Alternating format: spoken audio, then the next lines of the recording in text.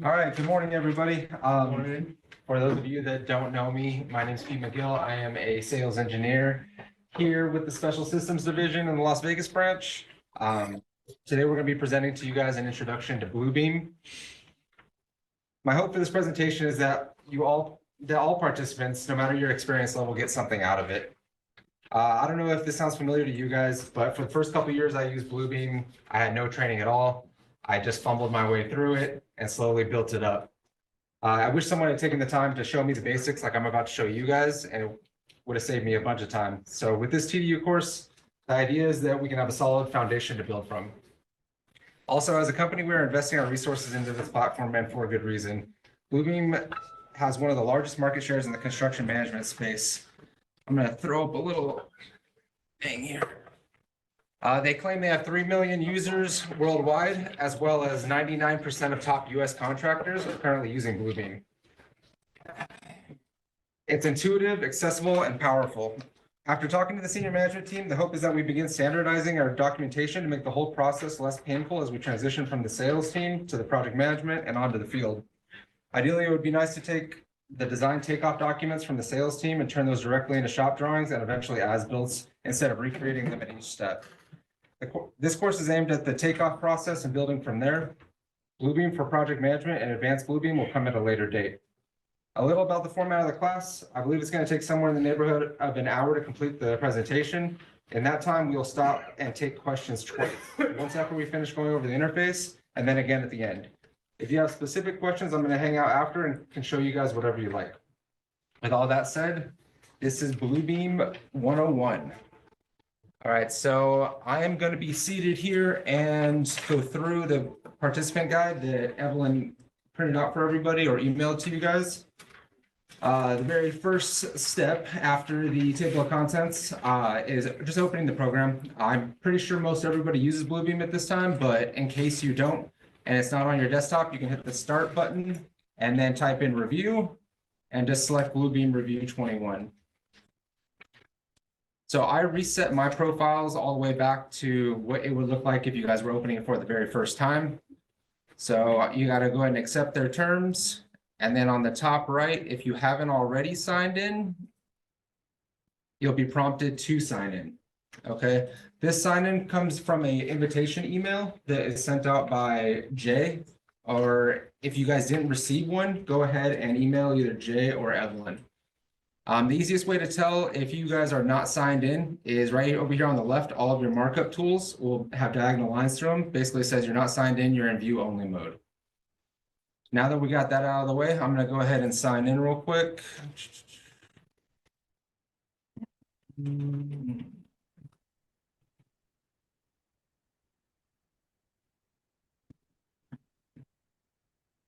Just kidding. Yeah. This Brian. All right, so you can see all the tools on the left. They go ahead and open up. I'm going to open a file quickly, but we're going to go over this in a little bit more detail in just a minute. I'm going to close the Bluebeam Revu and open that up. Put that right in the center. All right, so the easiest way to open files, there's a couple of different options. You can go to the file menu like you would in any other program and just go to open. Or you also have this little icon at the top. This is called your file access panel. When you click on it, it'll automatically go to your recents. You can also change that to by folder or by your most accessed or your access history. It's easy to go way back and look at what I was doing back in February of 23, and you can open those plans up there. So before I started prepping for this training, I was actually using the file open or Control O the majority of the time, but I really think that the file access panel is probably the best bet at this point. It easily opens the things you've been working on most recently. Your first step, once you get something open, should be file save as. The reason that is because we don't want to alter the original file. We just want to create a file for our takeoff or for our markups. That way, if we ever need to go back and reference it, if you extracted pages, deleted pages, did anything like that, that we still have the original in place. I know this is the boring stuff that I'm going over right now, but we'll get to some better stuff there in a minute. As you guys go into step 3 of the participant guide, you got the interface. All right, so there's a little graphic there. Maybe I can pop it up for you guys real quick, but at the top of Bluebeam up here, you've got what we're gonna call the menu bar. That's gonna be present in just about every program. Just below that is this gray bar. That's called your properties bar. This is going to have individual attributes for every markup or anything that you have selected. To the left of this, you've got your panel access bar. These are called panels in Revu. We'll be referring back to those quite a bit. As we slide down to the bottom, you guys can see down here, this is your markups list. If you click those 3 lines and those dots, it'll bring up your markups list and show you everything that you've done to this PDF. Normally, when you receive a set of drawings from a contractor or receive it to bid, that's usually blank because they flatten the drawing and basically there's nothing that can be edited at that point. As we swing towards the bottom, the very bottom here is called the navigation bar. I know my screen sharing's a little bit in the way. Oh, you guys can't see that. So right along the bottom here is your navigation bar, and along the right, you've got your toolbar. So. All right, so I think what we're gonna do next is go over the panel access bar specifically. All right, so we talked a little bit about the file access, how you can access files. You also have the ability to click on file access up here and open it in like Explorer, like File Explorer.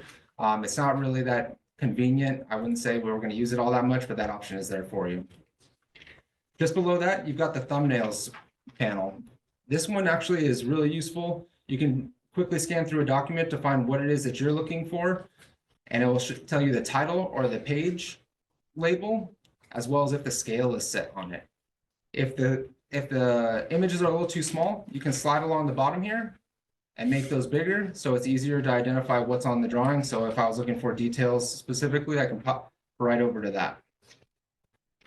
Just below the thumbnails, actually, before I move on from thumbnails, there is the ability to create page labels if for some reason your document doesn't have page labels.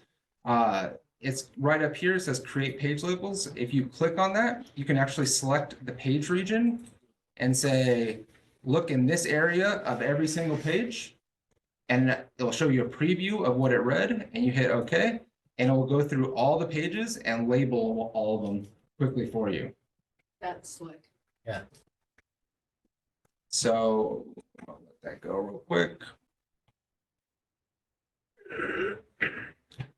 All right, so that's basically what you're going to get from thumbnails. A lot of people with larger sets, they use this to jump around. I actually think the next panel is the easier one to jump around. This is the bookmarks panel.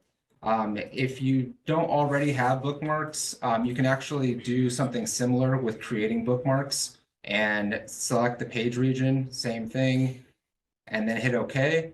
And that will actually scan and create a bookmark for every single one, but you have a list instead of an image because the images are a little small. Now I can jump around and say, oh, I want to go to the overall floor plan, or I want to go to the site plan. Yes, Greg. Sorry. Can I go to bookmarks and select a range of pages, or can I do that off thumbnails and then select a bookmark off of the thumbnails? Yeah, so you're not actually going to create bookmarks from the thumbnail panel, and the bookmarks, as far as I know, have to be individual places. So it's not a bookmark for an entire section. It's just going to take you to that spot. Just below that, though, we've got the layers panel. This is going to show you all the layers that are currently in the document.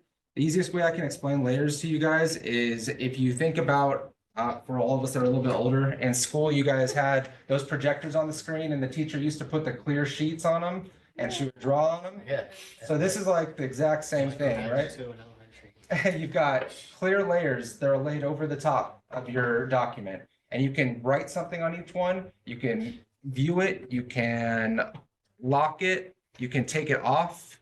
We're going to kind of go over this a little bit as we put some markups on the page, but the layers tool is really a key panel that you're going to be using quite a bit, because as your drawings get more and more complicated and you guys put more and more markups on them, you can remove things that you're not worried about. Maybe you're measuring cable on this layer, but you're measuring actual locations on this layer, and you can remove those things out quickly so that it's not as busy and you can find things that you're looking for.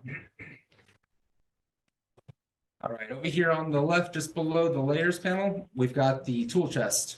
This is probably going to be open the majority of the time that you're using Bluebeam.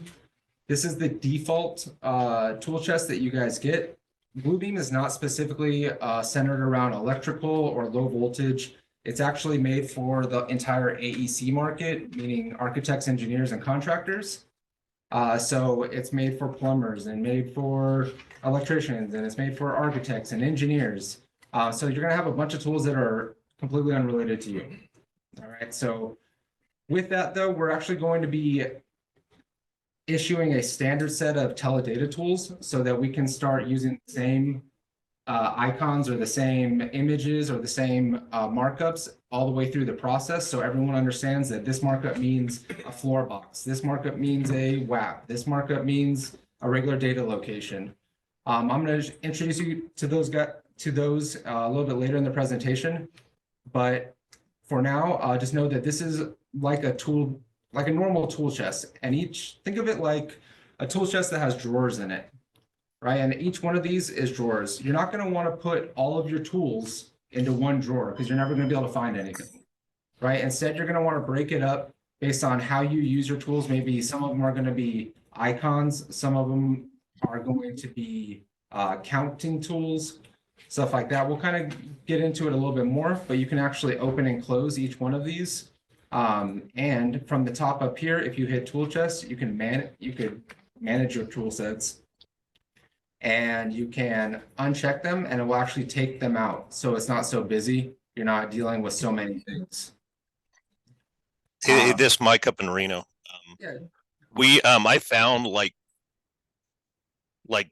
maybe 50 tools online. That I know if you're standardizing, that's kind of cool. But if you want to get with Cameron, after this, we have them on our shared drive if you want to look through them to see if any of those would be helpful. But we use those quite a bit and they import pretty easy. So Absolutely. And we'll get into importing the tool sets a little bit later on. But as we go through, we are going to try to standardize it as a company. Just below the tool chest, we'll come back to it as we start doing markups. Most all of your markups are going to originate here in the tool chest, or they're going to originate over here on the right in the toolbar. Just below that, you guys have links. This is not something that I've seen a lot of people use, but it is pretty handy. Let me go here. You can create links within the PDF document. So for example, there's a link here you can't really tell, but if you look at my cursor, it changes to a little hand rather than outside of that is a different hand or a pointer finger, if you will. When I click on that, it's linked to jump directly to the detail for that specific room. So you have to do a couple things in order to accomplish that. You have to create a place and then a hyperlink. We're not really covering this during Bluebeam 101, but I just want you guys to be able to see that that is a capability within the software. Just below that, you've got spaces. I haven't found a really good use for spaces, to be honest with you. The reason they exist is if I go over here, this is the space that's created. And what it can do is it can organize your markups. For all your markups that you put within a space, it can, in your markups list at the bottom, separate those so that you only are looking at markups in that space. Again, though, I haven't seen a huge use for it, but if you guys think you can think of something that it would work really well for, by all means, use it. Just below this, we got the properties panel. This is going to be almost a mirror image of your properties bar at the top, but this is a little more expansive. So as you select tools, I'm going to select some tools from the right. You're going to see that the properties bar dynamically changes as well as the properties panel. So you can do things like change the color. You can change the subject and the layer that it appears on, the opacity, the line style, the weight of the line. Just about everything is customizable when you're starting to make your markups. Just below that is probably one of the most important panels. Excuse me. This is the measurements panel. We're going to be coming back here, but it is crucially important that when you guys start measuring anything in terms of length or distance or area or anything like that, that we scale. And the nice thing about Bluebeam is it's actually going to force you to scale. So if I go to a page, let's see, where the scale is not set, for example, on this page, and I open my measurements panel to set the scale, I can do both a custom or a preset scale. if I'm doing a custom, it's gonna ask me to calibrate. So we're gonna need a known measurement within the drawing. So we got 14.1 there. I'm going to calibrate. It's gonna pop that up. We're gonna select that.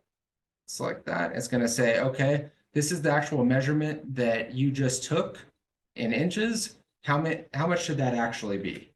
So you're gonna put 14 foot, 1 inch in that format. You can select the precision. Most of the time, we're not measuring in 1/4 inches. We're not framers. We're not doing that kind of thing. So the precision set at 1 is usually a little bit better. And we can just hit apply scale, and now the scale is applied to that entire page.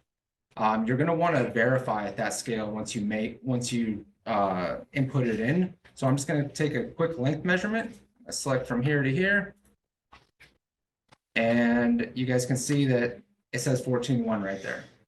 Right. Hey, Pete, does it auto snap automatically or do I have to select that? There's a lot of options when we get down to the navigation bar, and as we're going into doing markups, I'm going to show you guys what's called the status bar at the bottom, and that's going to tell it what to snap to, if it's going to snap to content in the PDF, or if it's going to snap to markups, or if you don't want to snap at all.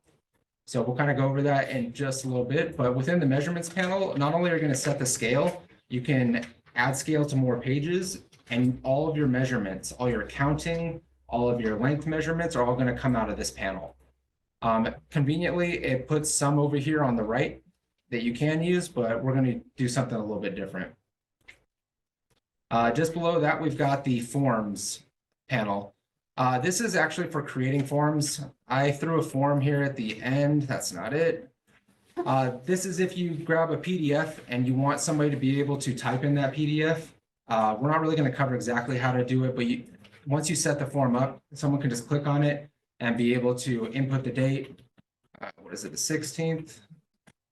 And then that becomes part of the PDF, right? And then also you can put signature fields where they just have to click it and they can digitally sign, depending on if they have a signature saved in Bluebeam. Just kidding, that's not my password. That's not the right one. Just kidding.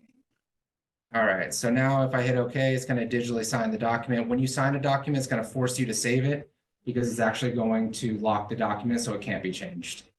All right, so I'm not going to do that right now, but that's what you can accomplish in the forms panel, is just creating forms and making it so it can be filled out.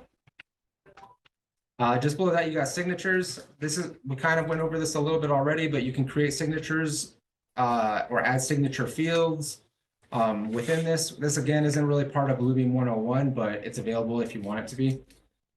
Just below that, you got the flags. This is another way, kind of like bookmarks, to jump around your file. The first flag that I put on this document is this flag right here. It just says low voltage legend. So the way these work is this doesn't actually do anything when I click on it. It's just a list, kind of like a bookmark. There's two types of flags. There's this one that just pops up and is actually shown. And the second type of flag is this one here, where it can click and zoom to a certain part of a page. So the access control detail, when I click access control detail, it's going to zoom in and show me just what's happening on the access control door. Again, flags, not really something that I see used a ton. And I also don't actually think that we're going to cover much of it in Bluebeam 101. But again, it's there for you if you want it to be. Quick question, since that's not something we'll use much, would that be helpful from the field perspective via the iPads at some point? Right, so we can help the text find those pieces much more quickly? Yeah, absolutely. Okay. We can flag things up like that, and they can open that up and be able to zoom right to wherever you want them to be able to go. Very cool. Just below that, you got the sets panel. This is actually for combining a bunch of documents without actually combining them. So think of it as you've got a couple sets of drawings. You're going to open them up and you're going to be able to move pages around and do all of that. It's going to treat it as a single document, but it's not actually going to save it as a single document. We're not going to be covering this in Bluebeam 101, but again, it's out there for you if you do want to use it. Below that, we've got the search. This is a interesting one for me anyway. When I think about the search, I think about it's a really cool tool, but it doesn't work as well as I would like it to. So there's two types of PDF documents. One is a vector document and one is a raster document. And the way you tell the difference between a vector document and a raster document is you zoom in as far as you can on a line. And if the line does not distort, then it is a vector document. Okay, that's the easiest way to tell. If it is, let's show for example, this was an image that was just dropped on this page. So as maybe that one's not. There's a couple, I lied. Let's go back to page 1. These are, well, either way, I don't recall which page it was, but there is just an image dropped on one, and as you zoom in, it pixelates, and that's how you know that you're looking at a scanned PDF as opposed to one that was and distributed as a vector document. So in vector documents, you can search for text. So if I wanted to search for something like access control, I can just type in access as long as I'm on the text search and hit search for this current document. Or not. Let's see. We'll search for low voltage instead. It's going to show me everywhere low voltage shows up in the file. I can do a couple of things to make it easier to find those things. I can select all down here, and then I can go to the actions or check options, and I can highlight the checked. So every time it appears, it actually shows up highlighted, and it helps me find things. All right. Does it matter whether the file is flattened or non-flattened? Does search work for both? If it's flattened and it was a vector document to begin with, it won't matter. If it was a scanned in image, you're not going to be able to search for text. I have some problems with searching for some documents that come from the architect. I'm sorry, say it again, Greg? They come from the architect, and I can't search some of the documents. And it doesn't appear to be a scanned image. It appears to be an original image, but it's not a vector, so it's not finding. So it could be a vector file that someone dropped an image of text on, and you can't search an image. Not this way, not through the text. That's must be what happened. But what you can do is you can actually go right up here to the top and you can hit a visual search. And if you select get rectangle, say I'm looking for all of these symbols here, the C symbols, I can drag, select that. It's going to give me a preview of what I'm searching for, and then I can search the document for every time that symbol appears. Highlighted. This one up here, yep, I will highlight it once it actually starts finding all of them here on page 5 or 6. Let's Give see. you a count too, or I'm sorry, give you a count? it does give you a count, but it doesn't save it as a markup. Okay, so as you can see, it's going to drop a bunch of them here. Right now, there's 77 instances of this, but what I want you guys to be wary of is my image up here is just a circle with a C, right? But it's also picking up, Weatherproof ones. it's picking up the weatherproof ones. It's picking up all the different ways. If there was another option, like if you're looking for a triangle, for example, right? It will pick up all the triangles. So it's helpful, but at the same time, it's not helpful. You definitely have to proofread it. You can't rely on it to give you an accurate count. You can play a little bit with the sensitivity here, but in all honesty, I don't use this that much, except if I can't find something on a drawing, right? I used it when I was looking at actually this site plan. Let's see. Oh, no, it wasn't this one. Where I was looking for a specific symbol and I couldn't see it because it wouldn't zoom in far enough and it was covered up by other lines. And Bluebeam actually found it for me and showed me where it was, so I could actually count that. So anyways, back into search. That's how you search specifically for this symbol or an image within a document, but again, don't rely too heavily on it. Just below that, you've got Bluebeam Studio. We're not actually covering this in Bluebeam 101, but this is where you would create, basically, you upload your documents to the cloud, and then you can collaborate with other people. Multiple people can be editing a single document at once. There's a lot of different cool things you could do with Bluebeam Studio that we'll cover at a later date. We're going to swing down here to the bottom. Let's see how we're doing on time. All right, we're going to speed up just a little bit. With the markups list down here on the bottom, everything that you put on the drawing, like I selected to highlight all of the places that it showed low voltage. So that creates a highlight.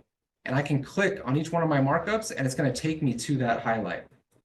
Okay, so if you know you counted something and you can see the markups list, but you don't know where it's at, you can just click on it, it will take you right to it. Okay. In the markups list, they save a ton of information. They save the layer that it is on, the subject, the page label, any comments, in this case, what I was searching for, who did it, and the date and time that I did it.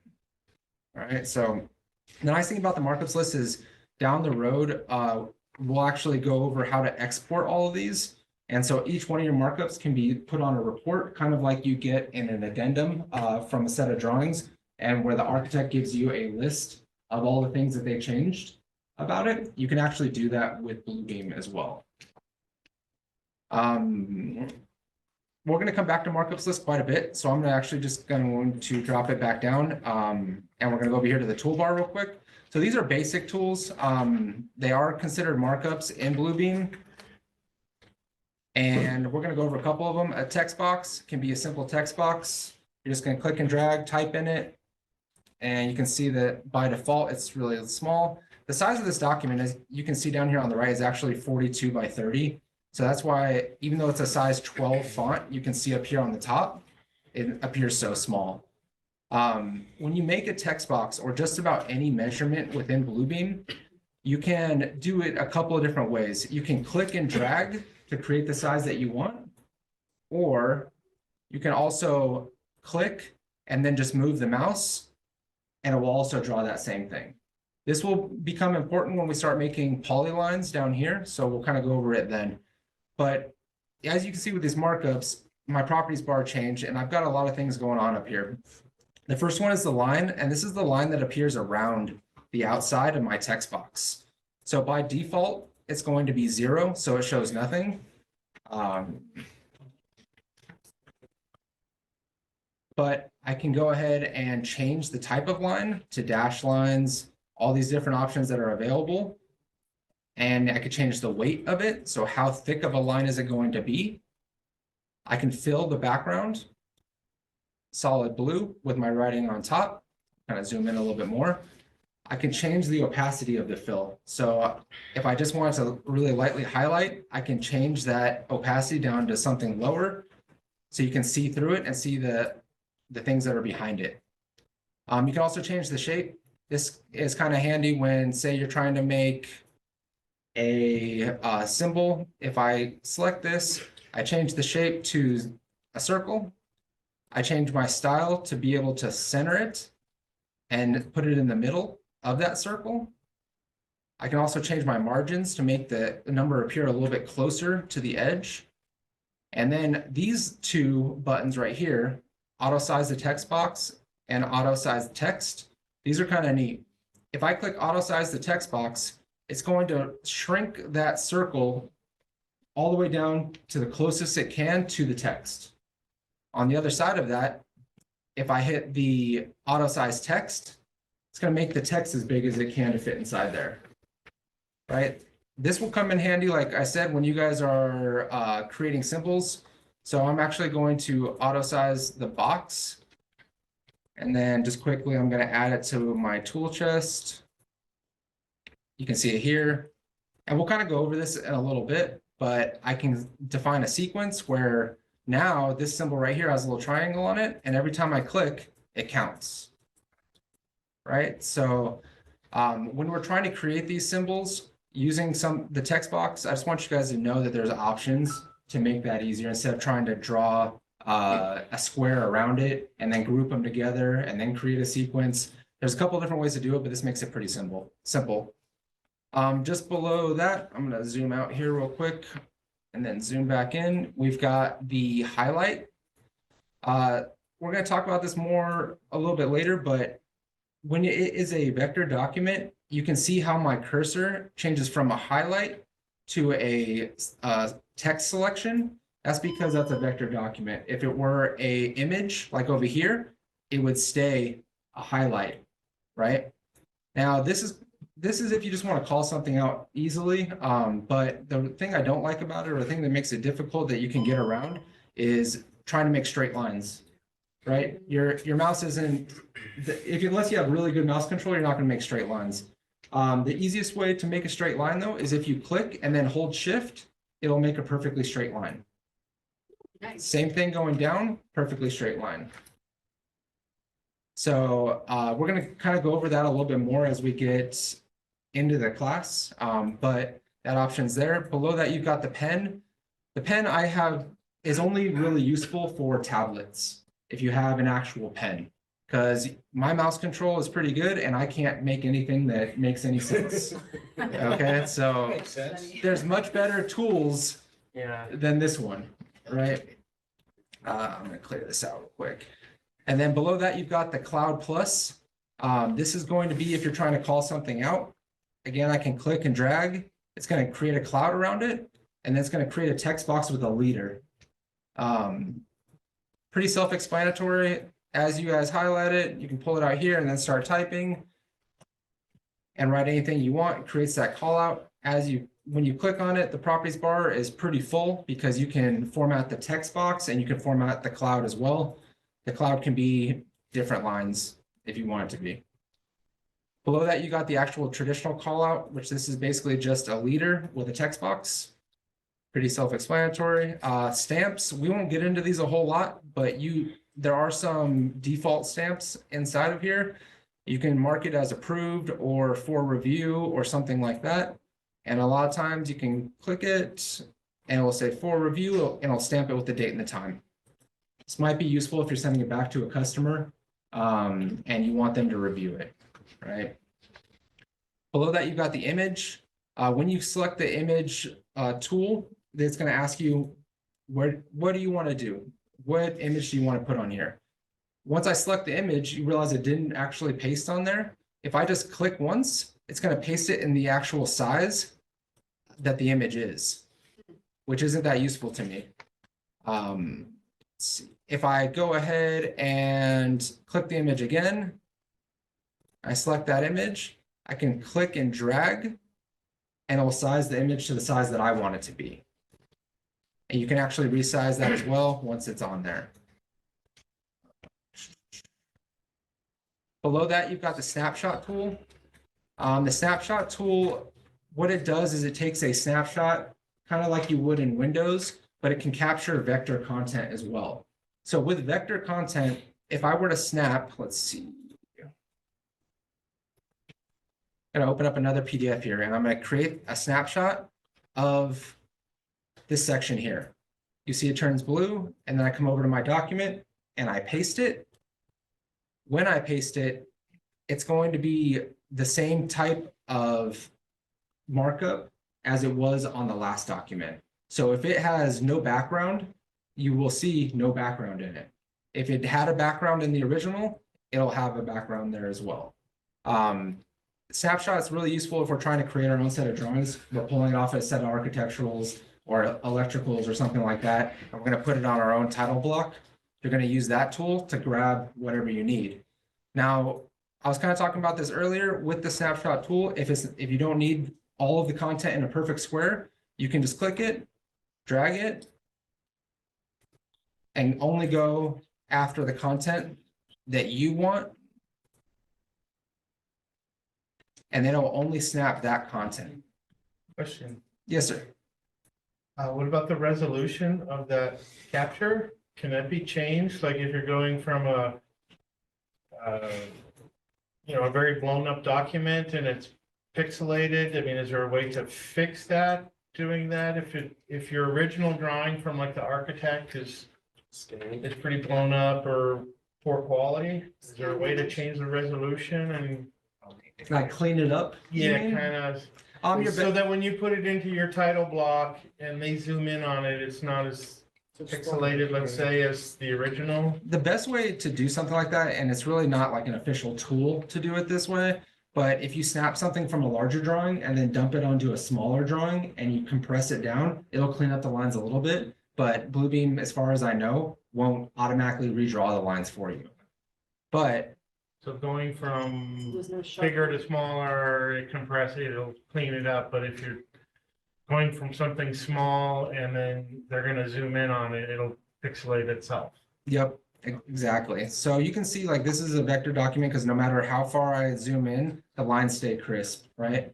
When I snapshot that, it's going to snapshot it the exact same size as I pulled it off this document into this one, which you can see is only at 8.5 by 11. So that's why when I snapshotted something, it comes out so big because it's pasting it the actual size. Right? And then you can grab that and shrink it down. Just be mindful when you do this, you're changing the scale on the drawing. So the scale is no longer any good.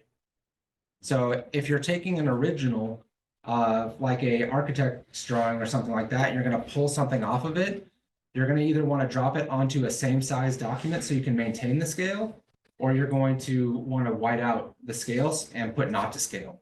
Because if someone might go, oh, I'm going to scale this drawing and it's going to be way off, unless there's a known measurement on it. Going down below that, you got some really basic tools. How do you what? White out. White out? Mhm. In terms of, You were saying you can white out the scale and put not to scale. How do you do that? oh, okay, so there's a couple of different ways that you can do that. The way I used to do it before I learned another tool is I would just grab a box. I would draw a box and I would fill it in white. That's Yep. what I did. Simple. Easy. And then you can right click it and flatten it and it becomes a permanent part of the drawing.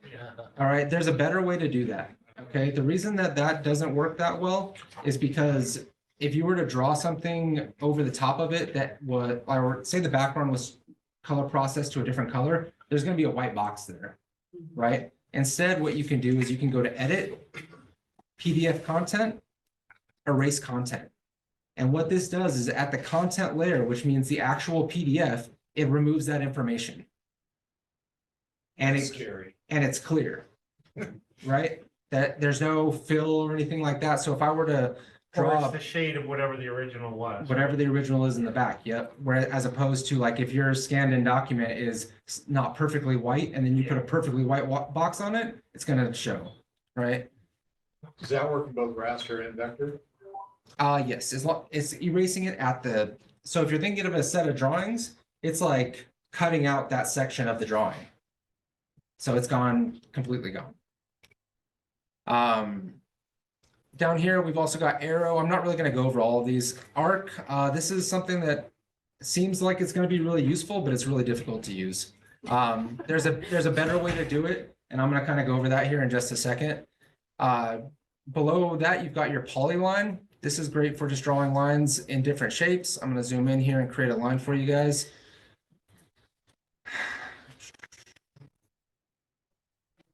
Okay, so that's just a random line you could be drawing anywhere, but if you click on the line and you right click, you can convert that section of the line to an arc.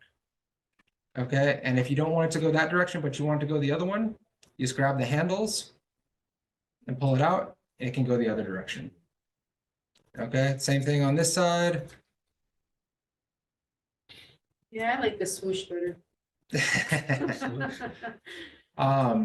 If you're concerned about making a perfect arc, you can use the arc tool. If you hold shift while you're doing it, it will make a nice proportionate curve. You click it, it won't draw it all the way around, but what you do is once you place it, you grab this side and you can just pull it down to create the arc. Nice. Okay. That only works in certain ways. If I can stretch it out and make it fit in, like if you're trying to draw, arcs between symbols or something like that to represent speaker lines or fire alarm lines or something like that, you can absolutely create that the same way. Down below that, you've got a dimension. Basically, this is if there's no scale set, but there is a known dimension, right? So if I put in, say, for example, let's grab something here.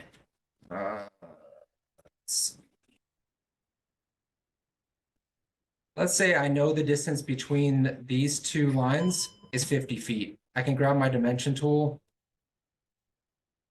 Again, hold shift if I want to draw a straight line.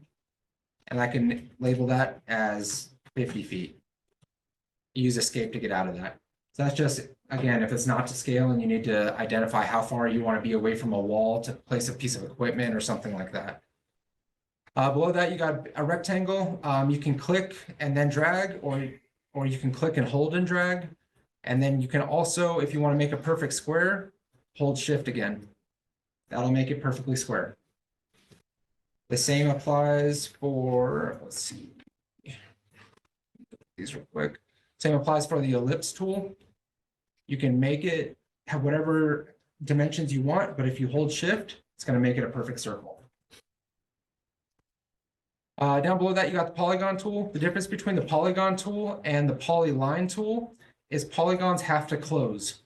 So if I create a bunch of different lines, when I get to the end and I double click to finish it, it's going to automatically draw a line from the last control point to the first control point to close that shape in.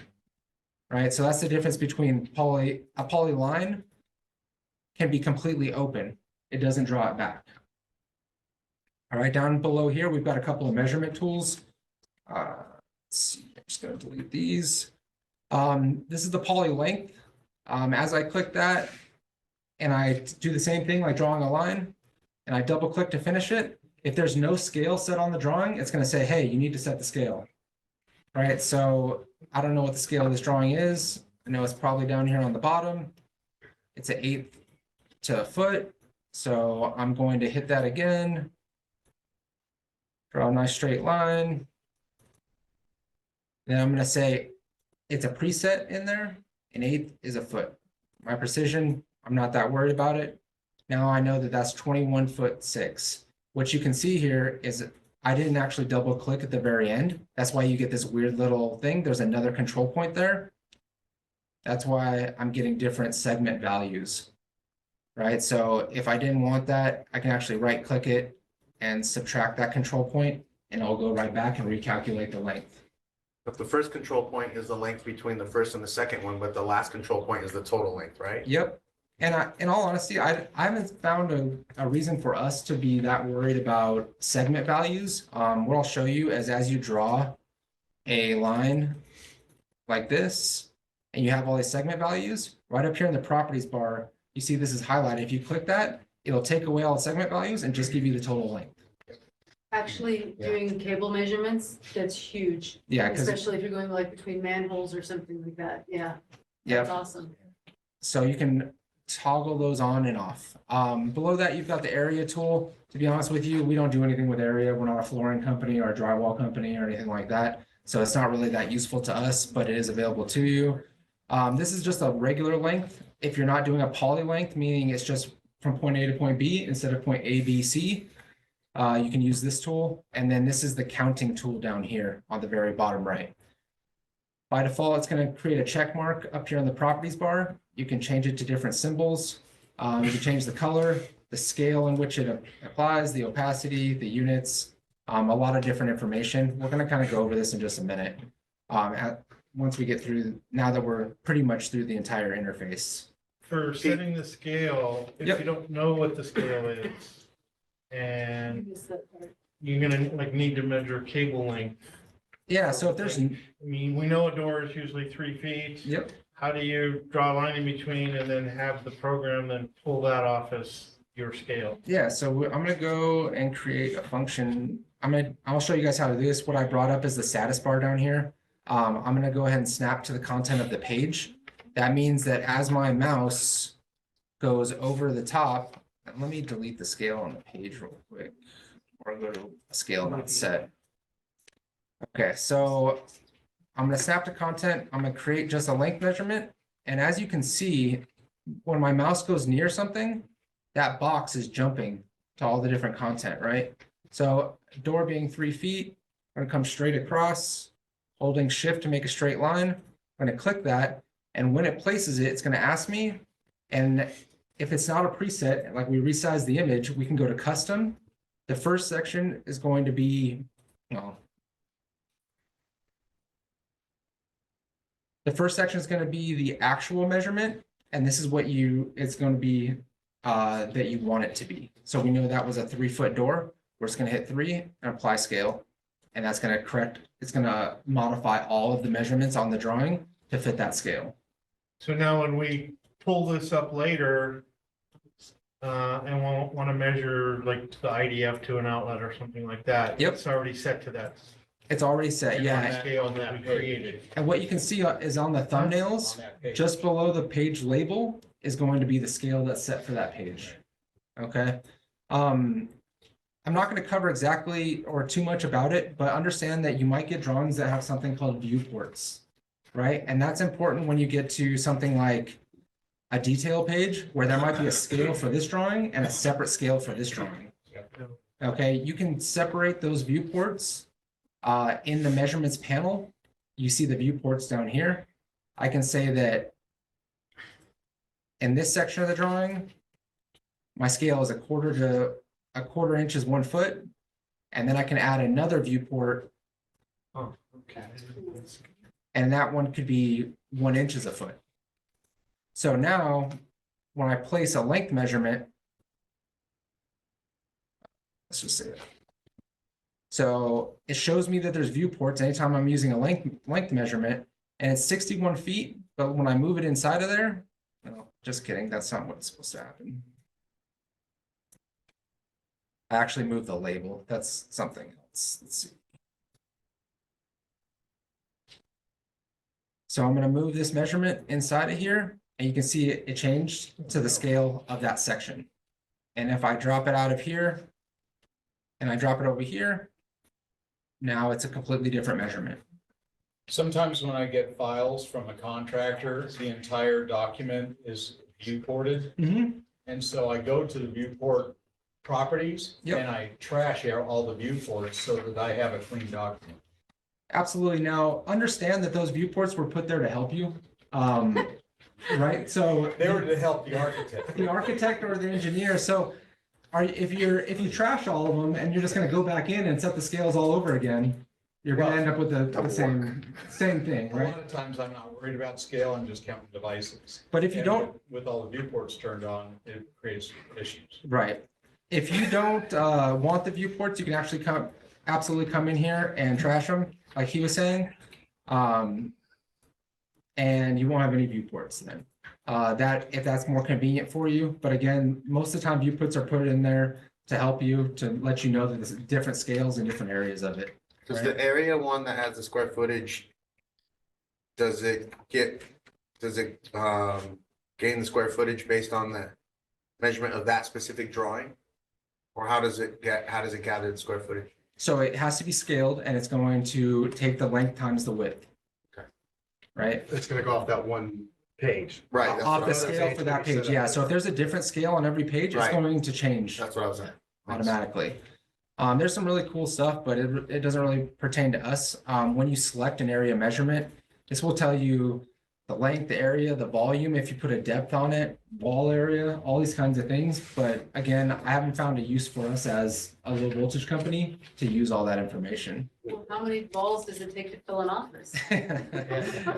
Exactly. All right, so They're big.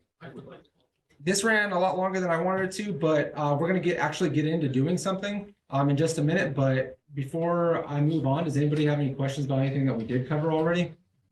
I do have a question on markups. Mhm. So when we do the markups, and I'm assuming I know the answer, but just to clarify, because it's a little outside of what we're doing, when we start using Studio and doing collab with other people, everybody's markups will show up there, correct? Everybody's markups will show up with their own author and the time and date that they did it. Okay, all right, very cool. How easy is it to go in and delete their markup You can right click it, and just? go to delete, and it's gone. Well, who has that authorization? Anybody who can edit the document.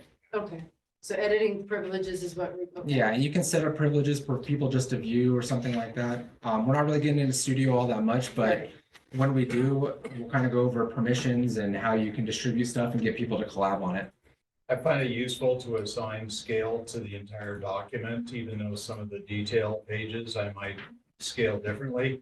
But a lot of times when I get the document, there's no scale, so I'll do an 1/8-inch scale for a typical floor plan and apply it to all 12 pages.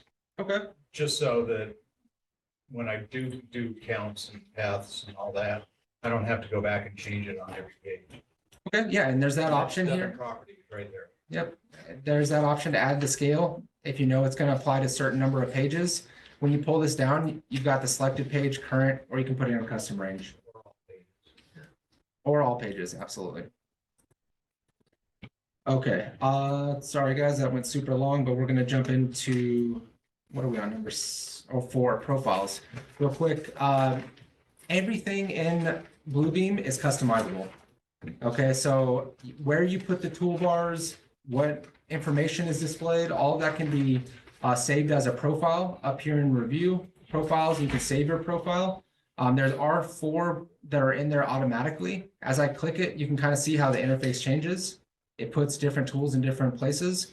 You can create your own as well if it suits you. The other thing I'm going to go over real quick is keyboard shortcuts. If you guys aren't using keyboard shortcuts, then I implore you to. Okay, and the reason that is it's going to make you much more efficient moving through a document. There's a ton of keyboard shortcuts right here in the help menu. If you go down to the keyboard shortcuts guide, it'll show you what all the shortcuts are to do all the different things in Bluebeam. More than you can remember. Oh, it's way more than you can remember, but I use like 5 that I use all the time. All right, so finally, let's get started. We're on number 6, if you guys are following along at all. As we go into this document, I actually am going to delete all my markups, so we're back to the original. In the default layout with a file open, without a file open, so I'm going to close these. You're going to see that there's no navigation bar at the bottom. There's a couple of different toolbars up here at the top. If you go to toolbars, your navigation bar is selected, meaning when you open a document, it will appear.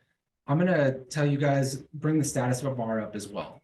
And the reason that is you get all of these options down here for grid, snap to grid, snap to content, snap to markup, reuse, and synchronize views. So we'll kind of go over why that makes a lot of sense to do that. Let's see. But first, before we do that, let's just talk about setting ourselves up for success in 6.3. When you open a document, I would say move your way down the panel on the left. The very first thing you're going to do is open the document. The second one is your thumbnails. You're going to want to create those page labels like I showed you before by clicking the create page labels and selecting the section down here. So if they weren't present, I go to page region, select right there, and then it's going to automatically label all those pages for me, right? And all I'm really getting at here is getting a system as you open documents. If you guys can get a system, you'll make sure that, or you'll make your life a lot easier. If we move down again, we've got bookmarks. Again, I like to create bookmarks, maybe with just the page names, and then I can edit them down the road. If you have a document that actually says the page name in here, that might be really helpful to select that region instead. Layers, generally this is going to be completely empty when you open a document, and as you add markups, it's going to get added different layers. Those first 4 are the 4 that I would encourage you guys to go through every time you open a document to make sure that you're set up to move around the document as easy as possible, right? After that, if you're going through the document, and this is something that happened to me a lot when I was new to Bluebeam, is I would get zoomed in on something and I wouldn't really be able to get out, right? Or I'd be like, man, I got to go all the way over here. Or I zoomed out and now sometimes it's scrolling, sometimes it's zooming in, sometimes it's zooming out. You're like, what the heck is going on? Is this thing possessed, right? So there's a few different ways that you navigate around a document in Bluebeam. We're going to kind of go over navigating, panning versus select. So when you have the hand icon down here on the bottom, it's actually in the pan mode. And in pan mode, as you pull from left to right, you can pull the entire thing. If you pull up and down, same thing. In select mode, which is the other option, when I click and drag, it's trying to select things. It's actually not moving the document, right? So the nice thing about Bluebeam is they thought, man, people are going to be jumping back and forth between it a lot. So if you're in any mode, so right now I'm in pan mode, if you hold shift, it actually will change temporarily to select. And then when you let go of shift, it's back to pan mode. That's cool. Right? So you don't have to go down here jumping back and forth all the I time. do that all the time. Good for you, Greg. Thank you so much. All right, the other thing about navigating a document is there's a couple of different options. They put them down here to make them pretty easy. When you go to one full page, that puts the entire page there. You've also got scrolling. This is actually going to fit it to the width, right? The shortcut to scrolling is Control-0. That's going to put you in a fit to width, right? So the less you have to go back and forth, and the more you can do with just your fingers, the faster you're going to be as you move through Bluebeam. Also, Control-5 is set for right up here. I'll go and show you guys for continuous pages. That actually means that as I scroll, it continues on to all the pages, right? The other options, you've got Control-4, which is single page. That means that as I roll in and out with my mouse wheel, it's going to zoom rather than scroll up and down. And in that case, if you're in that mode and you're trying to get the other direction, you can hit Control and it will switch to the other mode between scrolling pages and zooming in and out. The way you tell is on my cursor there, you got the little magnifying glass next to it. That means as you roll your mouse wheel in and out, it's going to zoom, right? When I hold How do you Control, get that back again? Like, I can go down and hit the hand and I'm in, grab mode. hand mode, yep. How do I get it to be hand mode and the magnifying glass? And the magnifying glass. So if it's not the magnifying glass, which Yeah. would be continuous, you would have the up and down arrows, right? So now you're moving your mouse wheel up and down and it's scrolling. If I hold Control, you see it change to a magnifying Yeah. glass. Now the same mouse So wheel, it's continuous and then hold Control. yep. Okay. Again, like these little simple things will make it a lot less frustrating to Well, I move. get into that mode, but I don't know how I got there. Looks at the computer. Feel your pain. So let's talk about the select. Let's talk about select a little bit. So I'm actually going to switch to select mode, which is going to be right down here. I'm going to place a couple of markups. I'm just going to put a bunch in there. Oops. Got all these S's. These are all my markups now. Let's talk about selecting in Bluebeam. This is also frustrating if you don't know what's happening. Let me use a better markup that is a little more visible for you guys. View profile. Let's do. All right. So I'm in select mode. You can tell that by me being in the arrow down here. If I click and drag from the right side and I don't fully encompass whatever I'm dragging over, it will not select it. Okay, so if you're dragging from left to right, you have to fully encompass the markup in order for it to select it. The opposite is true if you drag from right to left.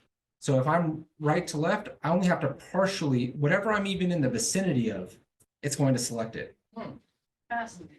Well, why did it select them all if you're only trying to select that one? It's a count measurement. So when count measurements are treated as a single markup, let me go. You can tell by the color on the dot too, I think. Yeah, the color on the dot is actually going to tell you a couple of things. The green dots are going to be non-selected, and the yellow or orange dot is going to be the one that you're selected on. If you do a count like this, and you're like, oh man, I accidentally clicked somewhere I didn't mean to. You can select that individual one, see how it changes orange. I can right click and split count. What that does is it splits the entire count. So now this is treated as a single count by itself. Maybe. I don't know. There you go. So now when I select it, none of the others are selected, but if I select these other ones, all of them select. Okay, and you can select multiple. Say you were counting locations and you decided, oh man, that's actually a different symbol. Maybe it was slightly different or something like that, or those all need to be WAPs or something. You can go through your counts and just hold shift and select multiple. If you see how they're all turning yellow or orange, and then I can split just those out. In case you have different IDFs and stuff like that. Yeah. Now those are all split out differently. Okay, the other thing you can do, and the way you know they're split out differently is when I select a markup, it's gonna automatically zoom to it down here. You can see we're doing the orange triangles labeled as a light fixture. I've got 3 different counts of the exact same thing going on, right? So that means afterwards, you're gonna have to go in and count every single or add up every single set of counts. Instead, what you can do is you can take this, you can hold shift just like you would in anything else, select multiple, right click and merge all the counts together. So that's going to give you a single number for all of those counts. Let's see here.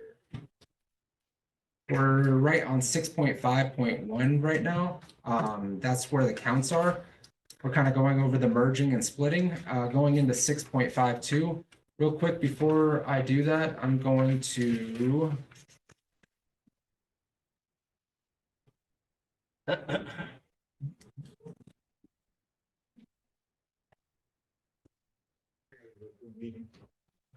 sorry, it ran long, Greg.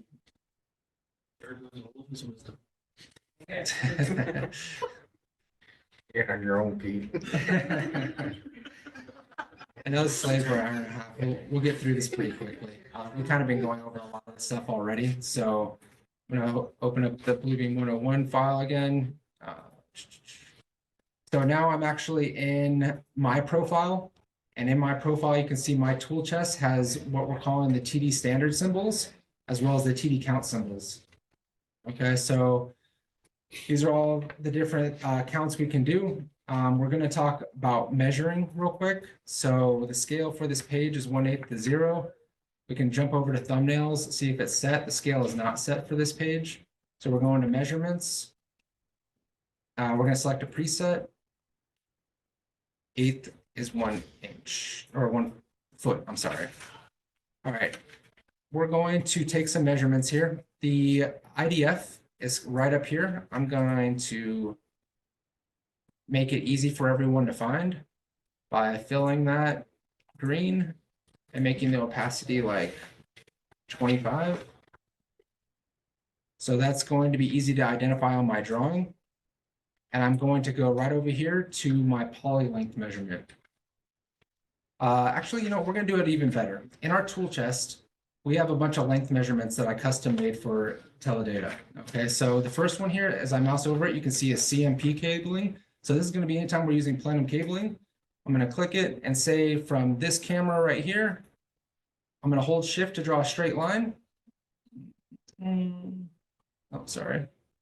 And I'm going to go right over here and go right inside there. I'm going to double click it. And as I double click it, you're going to see a couple of things that are different from a regular measurement.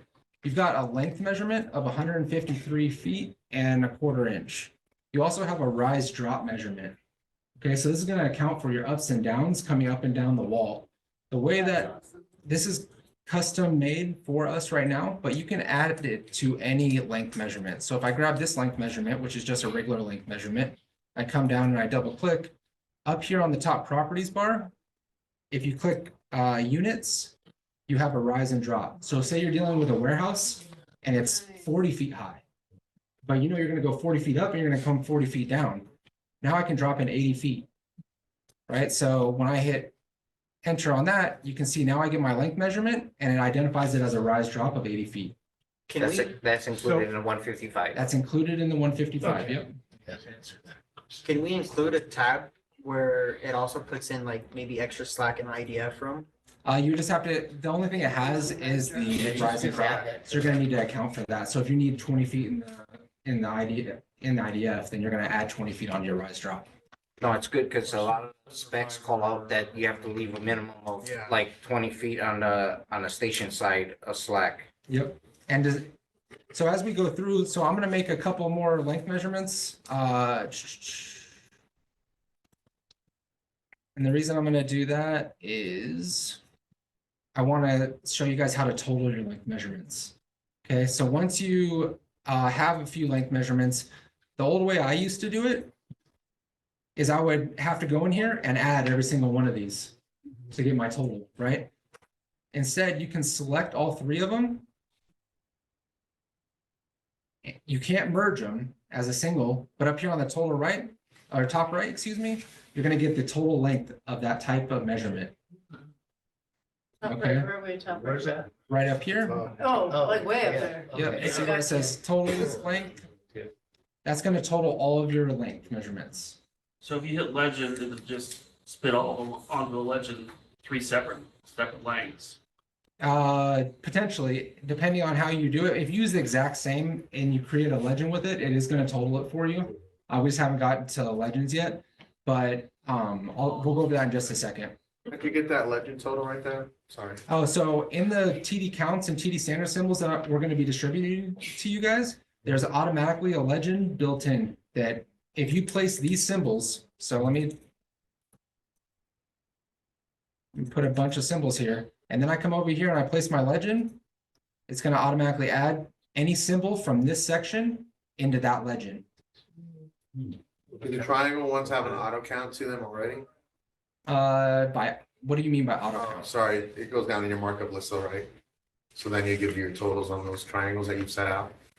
Yeah, so it would, the triangles that, the orange ones that we were doing Like, earlier, no, the blue one that you have in the standard symbols. oh, right here? Yeah. Yeah, so we gotta kind of make a distinction between counting and placing symbols. Placing symbols on a drawing, you can do things like change the direction that they go, move them individually. When you go into a count, it's only gonna appear in one direction. Right? See, when I select it, I can't drag the top and move it like I can with this one, with that control. Okay, so if we're trying to do something, let's say we're trying to line something up. This is just a basic navigation thing that I'm gonna show you guys. That's not a good option. Say we want to point this camera at that door right above it. I can come over here and it's gonna jump in 15-degree increments, right? If it needs to be more precise than that, which I'm gonna zoom in, you guys can hold the shift key as you use this tool and it'll go 1 degree at a time. Right? You can also, in your properties bar on the bottom, no. Don't stick. You have a rotation, and if you want to be super precise, you can change the rotation to whatever you want. TD standard symbols, totals that got dropped on the page, that doesn't automatically add all the other triangles and stuff. You have to put a new one out then, right? No, so if you do something like this and I put a, let's just say I put another regular measurement on like this, right? But I want to include that count inside that legend.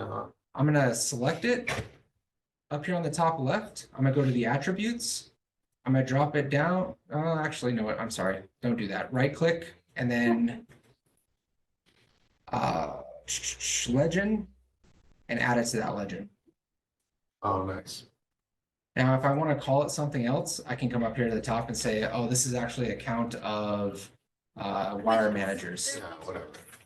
right? And then it's going to update my legend to be wire managers. Why didn't it grab those blue triangles that you dropped, add those to the total? I think one is for creating drawings and the other one is for actual counts, right? Yeah, so the symbols are for creating a drawing and the counts are for if it's an existing drawing. that Also, you're- if you dropped one from counts, it would change the total in that gray box. Well, this one, you see how there's two different legends. So I'm gonna drop this legend also. There's a TD counts legend and a TD standard symbols legend. So if you created a drawing and you just want to get a count and you know you're the only one that put those symbols on there, then you can use just the standard symbols legend right here. Or if you are counting someone else's drawing, you're gonna use the legend here. Does that make sense? Yeah, design, build and all that other shit. Right. Yeah, we're way over on time. I'm sorry, guys. Let's see. I'm gonna move down. This is the good stuff. Yeah, I'm trying to get some, like I said, I want anyone who has any experience with it to get some value from it. So is there any questions right now before I jump into creating a new PDF? No, Greg left. All right. So He's we're- not here. So when you're creating a new PDF, everyone wants to know how to create a teledata title block, right? Jesse was nice enough to give me his title block and I created a template out of it. If you guys want to create a template, there's a couple of ways to do it. So I have the file. I'm gonna go onto the desktop here. This is my TD 30 by 42 architectural title block. I'm gonna open it.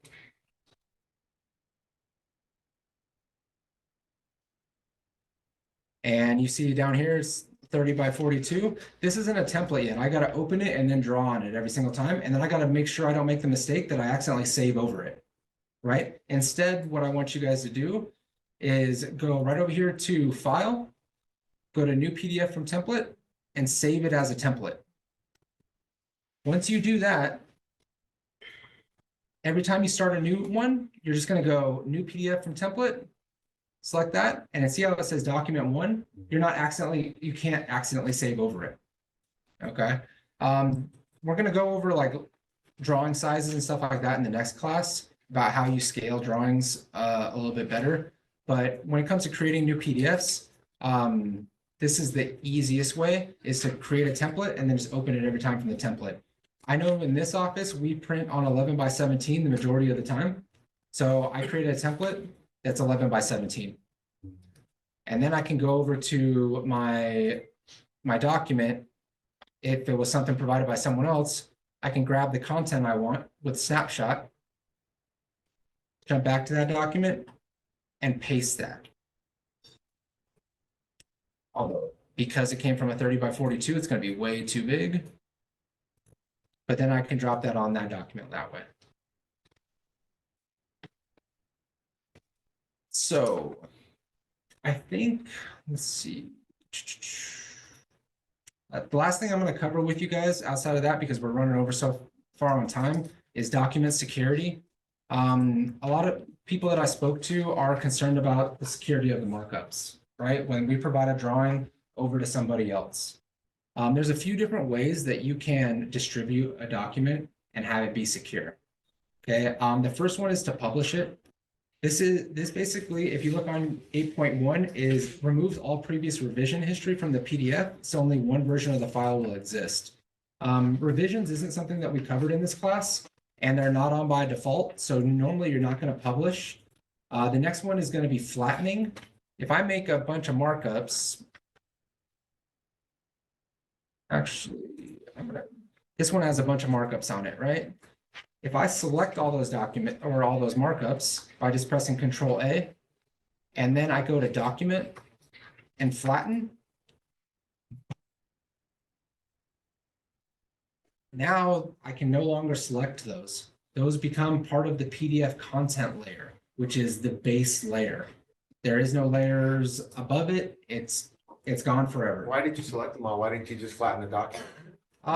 Is there a difference between the two? You can flatten just certain markups if you want. Oh, So if I only wanted to flatten, like on this drawing specifically. Let's see. Is there an unflattened? yeah. There is an unflattened, but it's a security option. So if you can unflatten it, somebody else can unflatten it. Right? So when you go to document and you go to flatten, right here is allow markup recovery or unflatten. You want to, if you're going to distribute this, you want to uncheck that. Okay. If you're concerned about it, right? If you're concerned about it. The other option other than flattening is to lock it. You can password protect all of your markups so everyone can see the markup, but they can't make any changes to it. Right. So if I go to document and then security, I can change permissions right down here. And I can require a password to open the document, require a password to print, copy, or edit, and select all the different options down here. So if I require a password, I've got to put a password in there. And then anytime anybody wants to open the document, they've got to put that password in.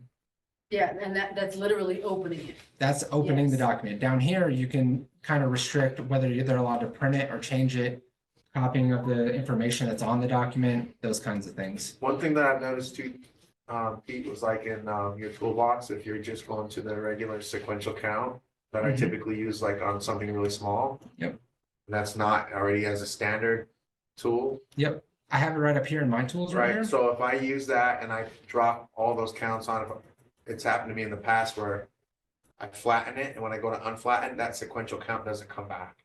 Yeah, so that is stored in the history, but when you flatten, you delete all the history. Right. Right? And the nice thing that's cool about the sequential counts is if I go in here and Jesse likes this a lot, you delete one, it renumbers all the other ones in that sequence. And if you want to start over a new sequence, you can actually right click this and see how I went back to 1. And now it will start counting from the beginning again. I can select that and say, oh, these ones are going to be written in blue instead. So you're saying if you flatten and save, you cannot Only in that unflatten? sequential count, yes, but like through the ones that through the teledata counts where it's down there in the markup list. Yeah, Those will stay the same, but on the sequential count, once you mark up and you flatten it It and you goes away. unflatten it, you lose it. So what I've always done in that Oh, instance, okay. is I've done a save as. Oh, So that I've yeah. always had one Yeah. working document and then So one you can make the flattened. adjustments if you have to go back. Correct. Absolutely, yeah, flatten separate document, basically. Yeah, and just understand, guys, if you put a lot of time into a drawing and then you go and flatten it and you save it, So You lose that, all of It's it. gone. you wasted a lot of time. It's not editable anymore, right? You're stuck with what you got. been there, done that. Everything is edible. Sorry about that. All right, the one other way you can distribute a document is by file and then going to export. You can export it as a PDFA, which is an archive PDF. Oh, cool. You can also do TIFFs, JPEGs, PNGs, GIFs, BMPs, all these different things. You can even dump it into an Excel workbook if you have a bunch of lists. We'll cover it in another class, but you can actually import from Excel too and dump stuff into Bluebeam from Excel. Oh, that's cool. So, So if I was to do a sheet index, is that how I would do it? Excel and up it onto Bluebeam, yeah, you like on my could, cover sheet? That would There's be a way to do it in Bluebeam, not easy, not sheet indexes? not easily. Pete, are you done drawing? Are you done with adding items into the TD counts and the TD? No, absolutely not. I'm open to anything that you guys No, want. what I was gonna say is, can we get those tool chests? Yeah, I'm gonna distribute these after the training for everyone to use. And if you guys want to do something else or you want something added to it, by all means, I just threw these together to give us something to start from, right? Yeah. I think if we're all doing it the same, it's better. Yeah, I mean, We so- should all be doing the same. yeah, so if you guys are gonna start using a symbol or you want to add something, let's get it to me or Evelyn and let's distribute it to everybody so that everyone's using the same symbols. We can't do a mass update for everybody that has a license off. We have to do it individually. Individually, we have to distribute it and then you guys have to import that in. The way you import into your tool chest is you go over here to tool chest, you manage your tool sets, and then you can add or import. Basically, they do most of the same thing. These are the two different tool panels that I created that I'm going to distribute to you guys. And you guys can add anything that you want. I usually keep up a couple of different ones. I usually keep recent, my tools, and then the two TDs. So recent's really handy if you need to reuse something. This is also something that I'm going to tell you is if we're starting a brand new drawing and you're just going to be placing a bunch of symbols, see how I can click and draw that, or I can make a line. If I'm going to be making a bunch of lines though, you want to make sure this is selected down here, reuse markup. That means every time that you use the markup and you end it, it's going to restart the exact same markup. So if I have that unchecked and I grab a symbol, see how I click it and then I can't keep clicking? But if I hit reuse, I select that symbol, I can just keep going, I didn't know that. That's a new one. It's awesome. right? Because if you're gonna be trying to develop a drawing and you're gonna be placing a bunch of symbols, you don't want to be doing it going back to the. I've had to tools copy list. and then just paste, Yeah, paste, copy, paste. paste, copy, paste. Yep. That's sweet, dude. That's a great shortcut. I think that basically concludes Bluebeam 101, guys. I know it was a lot longer than we anticipated. Is there any questions? I'll hang out after if you guys want to ask anything specific, No, if I didn't cover it, but hopefully everyone got something out of it. it's huge. Thank you. Yeah. That's very good. Anybody out in Zoom land have questions? You probably lost him. The only thing I would say that So it is, I'm looking forward to watching the video because I kept getting phone calls. Cool. Pete, the only other thing that I thought was really cool was, you and I talked about this last time, was adding a leader to Yep, the call out. So you can do a call out to something and then you can add a leader to it if there was something else that was exactly the same. You just go add lead, and then you can add a leader to that and point it to. Oh, okay. Instead of drawing an individual arrow. Where were you 20 years ago? Or like a picture, if you wanted, like, let's say you were drawing something and you wanted that same, say you're gonna put your contact information or something on one of the sheets at the bottom or something, or it was a picture, you could take that picture and you could say apply to all pages and it would apply it to the exact same place on every single page. yep. That is absolutely true. So if I were to add I'm a, saying I can put my picture on all the drawings. Exactly. Or like your business card or something. Your mug. so what he's talking about there is, Other picture of yourself, when they click it, it's like, Yeah, oh, right. who's this ugly mother? I put my picture on drawings. what Jesse's getting at is if you were to place something in that exact same spot and then you wanted to paste that same thing in on every page, you can right click it and apply to pages. And you can select which pages you want to apply that to. And then it'll put it in the exact same place on every single page. Yeah, the only thing I haven't figured out is I don't know of any way to sequence it. That's correct. You have to go back and individually change on each page. The next page is 1.1. You gotta do I only that. use that for like pictures or logos or something, like if I was gonna put the customer's logo like in that. In the opening right here. Yeah, Or even the site address. exactly. If I put a company's logo in there, then I would just use that. And then I'd apply to all pages and it would automatically drop it in the same place on all the pages. Right. The one thing I was going to show you guys that I didn't get a chance to is there's also a way to embed images into it. So right here, you see this little symbol looks like a lens. If I click on it, it opens an Oh, that's image, wicked. I never. right? So if you want to embed those images into the PDF so that someone else, they can say, oh, this is what it is. The first thing you have to do is create a markup. In this case, you can't see it. I created a clear box right there, a rectangle. Where'd you do that from? Sorry. I can just take a rectangle right here Oh, okay, sorry. and draw a rectangle, and then I can make the line 0. So now it's invisible. And then I can right click that. Or not. It's like subliminal messaging shit. You right click it, you go to capture, and then you can select any image that you want. And just attach that image, and that symbol shows up. And now that image is there. Can you enlarge that symbol? The symbol actually auto sizes and you can't enlarge it. See how as I zoom in and out? Yeah, because I'm just wondering if people, I've never seen the symbol, so I don't know that somebody would be Savvy smart enough to enough click to on grab it. it. And if you flatten the drawing, can you still click on it? Will it still open it? You know what, Or would you I don't put a actually know. call out to it and say, open this to see picture? Hold on, let's see what it does. Document, Put it in the legend. I'm just saying, like, if it flattens, can they still click on it? when you flatten it, Yeah, it it does. disappears. Takes it away. But if I unflatten that, again, this is not part of Bluebeam 101, but when we go to export our PDF summaries, you can actually choose to export all of the images that you attached, and it will give you a description of the markup that they're associated with. That's really cool. I've never seen that one beat. So like I said, Hey, Pete, that icon comes up on your iPad. If you're Yes. using Bluebeam for a walkthrough, you could take pictures of what you're walking through. And you could put multiple photos on there. It comes out really, really, really handy. absolutely. It's kind of like Twang. And you guys can actually associate multiple pictures with it as well, like he was saying. So if I take those 4 pictures and I say those all belong to this room, now when you click it, you see I've got the arrows down here. All of those are associated with that markup. So the text can't get lost on the job site. Yeah, or if there's something specific that you're trying to identify, right? You might- Kansas is a really finite, yeah, it's just. So, I mean, you can draw a call out or something like that. Lucky if they make it to the right job.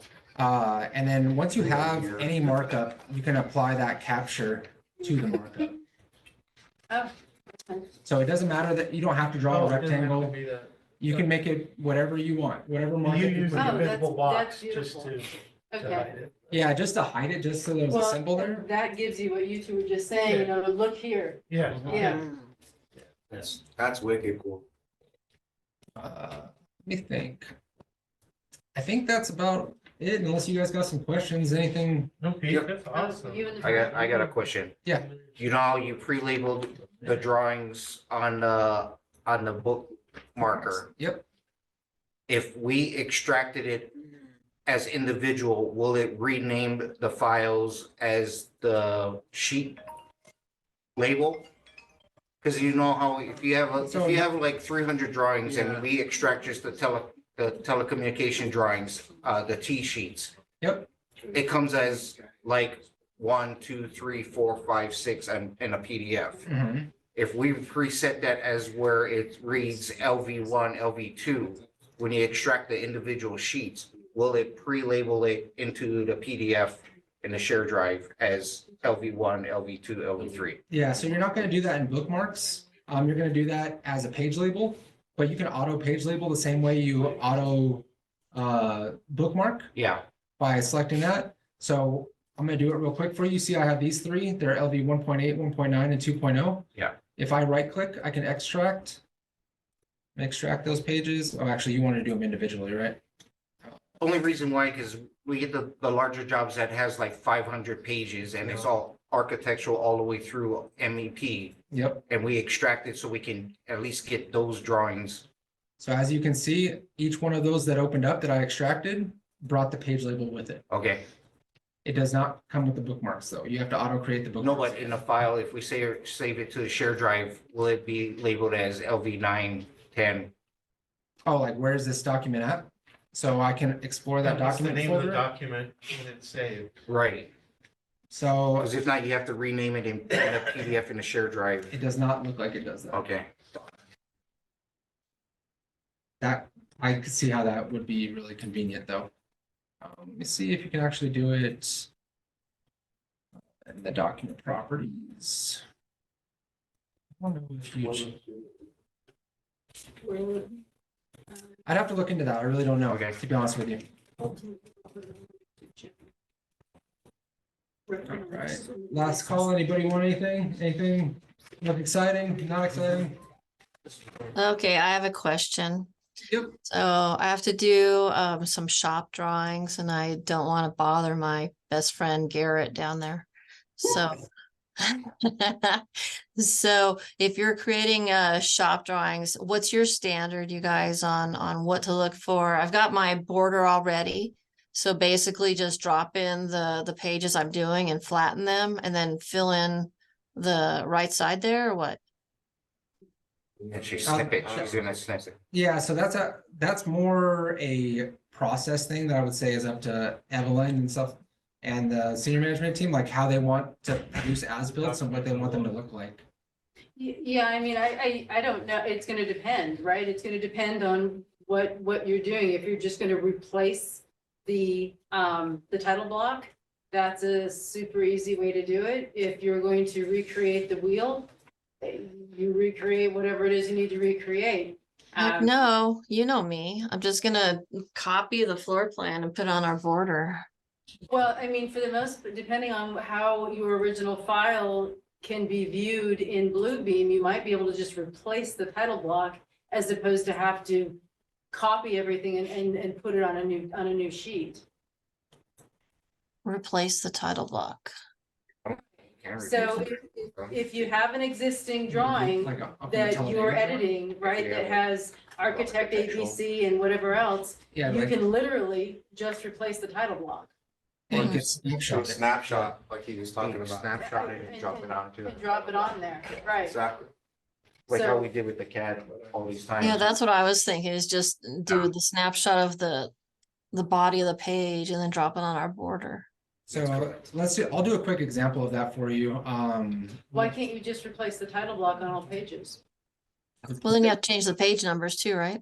Sometimes the title block will be flattened already. Oh, So then if you lay it over on the layers, then it takes away the floor plan.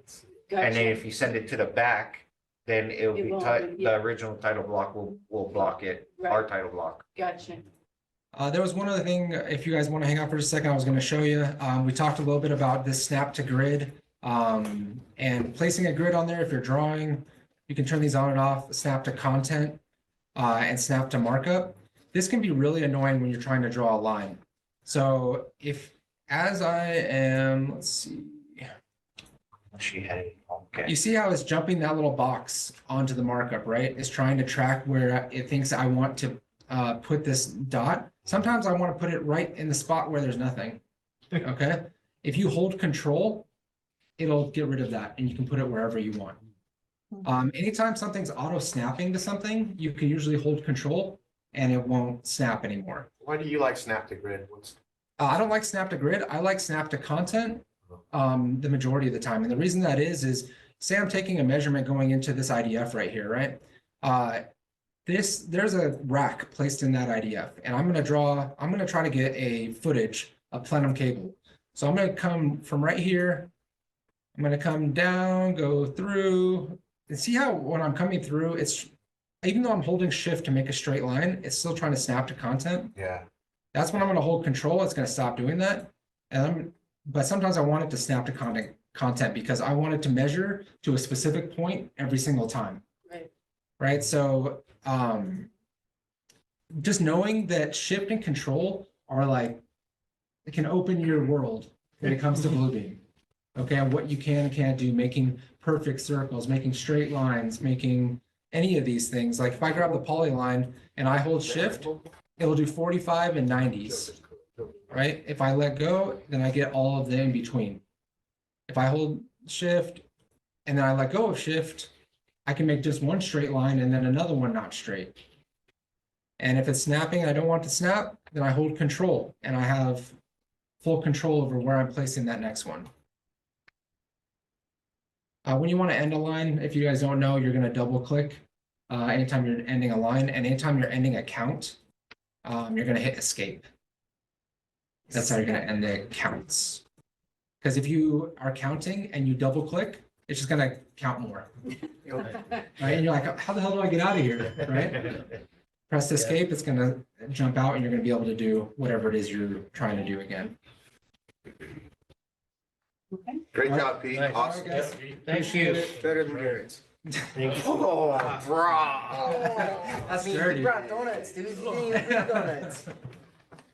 Because Pete likes you guys. You didn't have. You don't want me to bring